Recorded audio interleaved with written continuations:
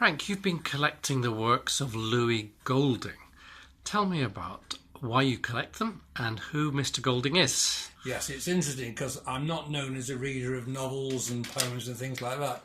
But 48 years ago, I started researching for my MA, and it was based on the development of an area called Strangeways to the north of Manchester. And it was interesting, maps and archives and lots of letters from land agents. And then trying to capture the spirit of the place, I discovered other books. Engels wrote about Red Bank, which is just below Strangeways. And then I found out that a local author had written a best-selling novel in the 1930s called Magnolia Street. I'd never heard of the novel. I'd never heard of Louis Golding, but I borrowed a copy and enjoyed reading it because it brought Strangeways to life.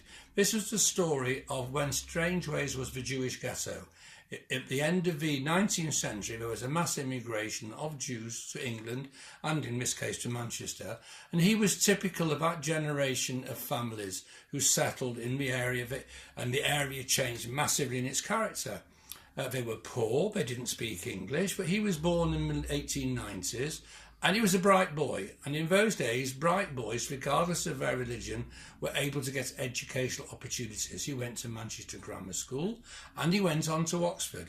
Unfortunately, the First World War then intervened, but he caught up afterwards. He'd already done some writing which was published after the First World War, and then he struck lucky. He tried to make a living as a writer, and in 1932, that's when he hit the bestseller list, and he was known all over England and in Europe. His works were translated into German and other languages, and he did very well. And I've got a whole collection. Over the years, I would go into charity shops, see a book by Louis Golding, buy it and read it. And it carried on. And then in the age of the internet, of course, I was able to find the little known and rarer works by him, books about boxing, some of the least bit interesting. I've not read those. His poetry I have read, and his travel books were fascinating. He wrote wonderful travel books about Europe, about Greece, about Italy, and the Middle East, which I found and enjoyed.